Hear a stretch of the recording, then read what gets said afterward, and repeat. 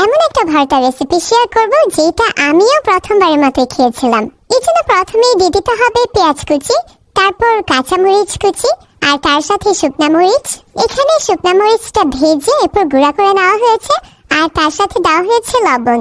এবার সবকিছু খুব ভালোভাবে মাখিয়ে নিতে হবে। আপনারা চাইলে কিন্তু এই ভর্তাটা হাতেও করতে পারেন, যেহেতু আমার কাছে পিষনি আছে এর জন্য আমি পিষনি দিয়ে পিষে নিচ্ছি। সো আজকে বানাচ্ছি হচ্ছে ধুন্দুলের ভর্তা, আর এখানে ধুন্দুলটাকে ভালোভাবে কেটে দেন জাস্ট সিদ্ধ করে নেওয়া হয়েছে। এখন পেঁয়াজ মরিচের সাথে ধুন্দুলটা ভালোভাবে মাখিয়ে নিতে হবে। এখন দিয়ে দিতে হবে অনেকটা ধনিয়া পাতা, আর তার সাথে সামান্য একটু সরিষার তেল। আসলে এই ভর্তাটা খাওয়ার আগে বা যখন বানানো হচ্ছিল তখনই আমি ভাবছিলাম না জানো ভর্তাটা খেতে কেমন হবে, বাট আমার নানু বলছিল নানুরা যখন ছোট তখন নাকি এই ভর্তাটা খেত।